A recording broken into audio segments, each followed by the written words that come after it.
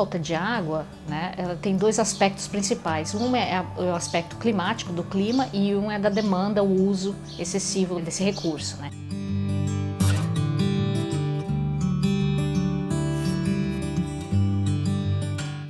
Em termos de clima, normalmente o que ocorre é que, lógico, se você tem um ano que é seco, que não tem muita chuva, você não vai ter bastante água ou água suficiente disponível, né? E a gente já tem visto que nas últimas décadas, regiões que já são propensas à seca estão ficando cada vez mais secas. E um aspecto que as pessoas não percebem é o oposto também. Em regiões úmidas que chove, as chuvas têm sido torrenciais em pequenos espaços de tempo. Então a estação de estiagem aumentou e quando chove, chove intensamente. A água vem torrencial, ela vai para o rio e vai para o oceano. Quando ela se perde para o oceano, vira salgada, acabou. Então a chuva mais espaçada e menos torrencial, ela pode ser absorvida pelo solo e entrar no sistema subterrâneo, que depois vai ficar disponível para irrigação e para o nosso uso. E quando ela vem torrencial e vai para o rio e vai para o oceano, ela não é disponível. Existe falta d'água, às vezes, por uma questão de um evento extremo, uma questão natural, hidrológica.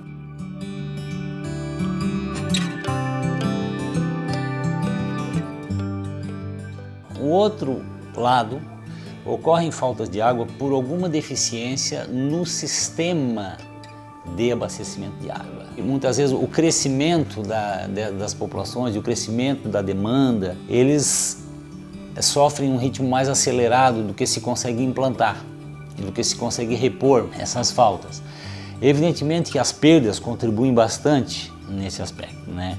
Nós temos um índice de perdas bastante importante. Sem dúvida, uma das medidas que poderia contribuir para atenuar esse problema seria a redução de perdas, né? Que a responsabilidade de quem? Da prestadora de serviço, investir nesse segmento. Como a sociedade, a gente mudou basicamente 2/3 da superfície terrestre, desconsiderando a parte de gelo, a gente mudou o uso da terra e a ocupação da terra.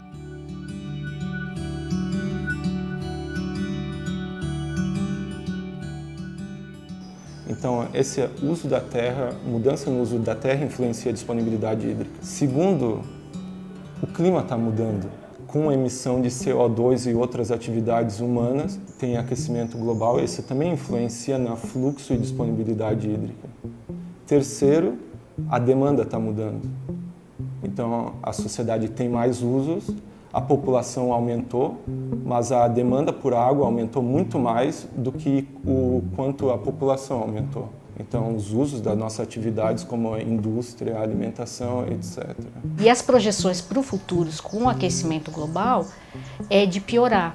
Porque com o aumento da temperatura, aonde evapora muito, que são as regiões secas, a evaporação vai ser maior. Então, as projeções é que essas regiões fiquem secas. No Brasil, é o Nordeste, Centro-Oeste e Sudeste, que são regiões, principalmente o Centro-Oeste e o Sudeste, de produção agrícola grande. E para o Sul, que é uma região que chove mais, né, aí a gente tem a projeção de aumento dessas chuvas, esses extremos de chuva, né, que eu disse, torrenciais, que aí a gente também tem um problema de coleta, porque isso é uma lei física, né, a atmosfera, quanto mais quente ela está, mais vapor ela retém.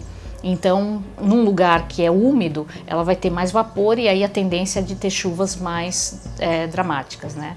Hoje no mundo, basicamente, todo ano 4 bilhões de pessoas vão passar por alguma crise hídrica de pelo menos um mês de duração.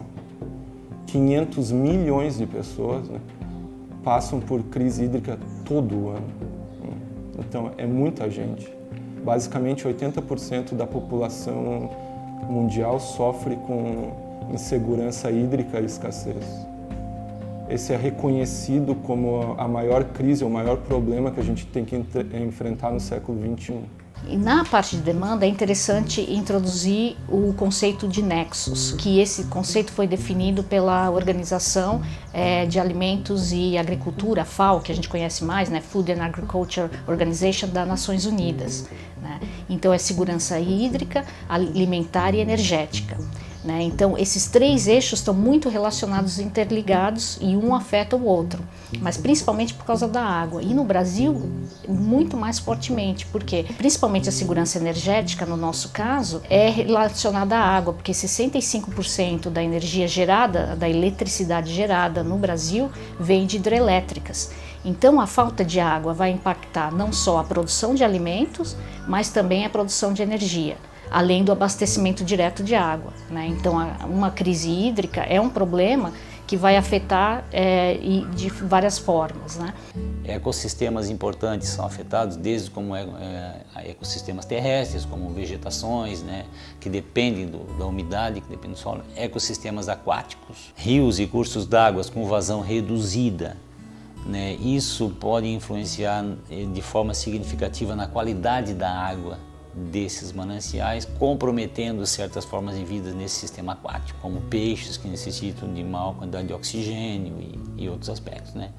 Além disso, essa diminuição de vazão nos cursos d'água, ela, considerando que a nossa triste realidade é que nós temos ainda nos cursos d'água lançamento de esgoto, aqui no Brasil, né, particularmente, e isso acaba aumentando a concentração desses nutrientes e dessa poluição nesses cursos d'água, né, comprometendo ainda de forma mais impactante a vida aquática. E tem outro problema, a crise hídrica provavelmente ela é subestimada, certo?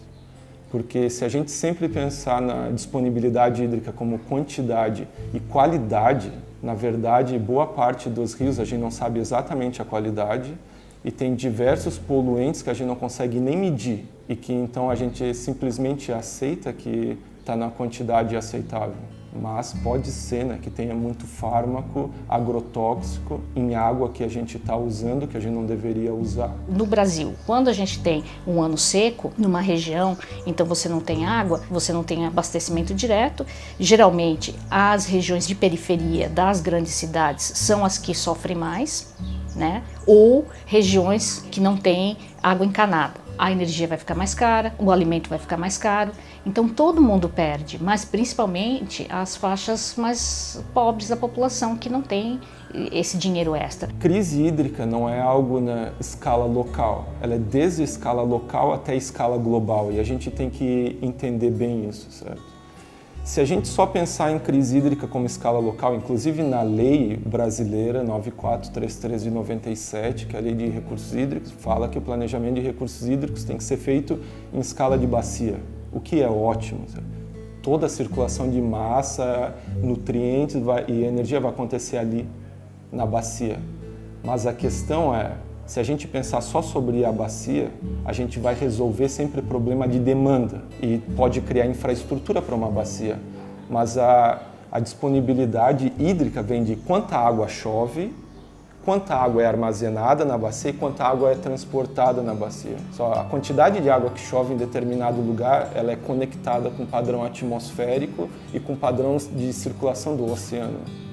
Então a gente tem que considerar a escala de teleconexão entre oceano, atmosfera, terra ou continente. Diminuir desmatamento ajuda de 2 formas. Uma, porque a parte de floresta nativa perto de mananciais protege o recurso hídrico. E, de outra forma, porque essas mudanças climáticas que a gente vê, muito relacionada à emissão de gás carbônico, e no nosso caso do Brasil, essa emissão vem do desmatamento. Então, se você diminuir o desmatamento, você ataca o problema de 2 formas, né? A gente está na costa, a gente pode tirar tanta água do aquífero costeiro que pode acontecer salinização.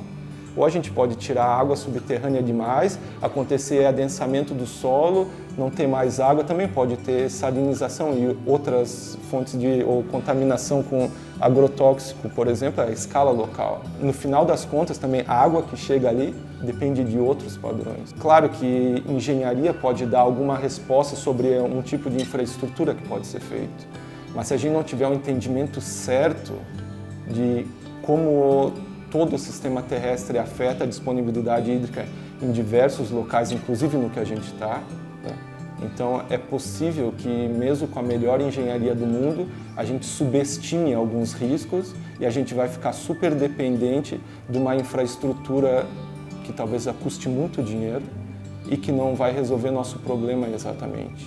A gente tem um desperdício muito grande, né, do recurso hídrico em si, mas se você olhar a produção de alimentos globalmente, 30% e o Brasil acho que não difere muito nessa taxa, talvez até esteja mais, 30% do que a gente produz vai para o lixo. E se alimentos é responsável por 70% da utilização de água, se a gente reduz não só o desperdício de água com vazamentos na rede de drenagem, etc., mas o desperdício de alimento, né? Se a gente conseguir fazer isso eficiente, a gente já está economizando água, certo? E também a produção que a gente está fazendo em determinado lugar não vai ficar ali naquele lugar, certo? Eu estou usando água para engordar um boi e para produzir soja.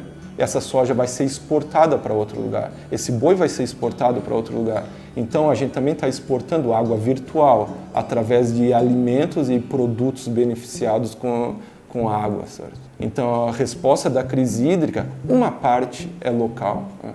Mas a outra parte a gente tem que usar melhor ciência possível e o melhor entendimento da natureza possível para atacar de maneira eficiente esse problema. Agora, onde é o lugar que é mais produzido ciência do mundo ou em todo o mundo? São nas universidades. Eu acho que se a gente quer enfrentar qualquer crise que seja, a gente deve aumentar o conhecimento. Temos que tirar uma lição dessa situação, do que a gente está passando, né?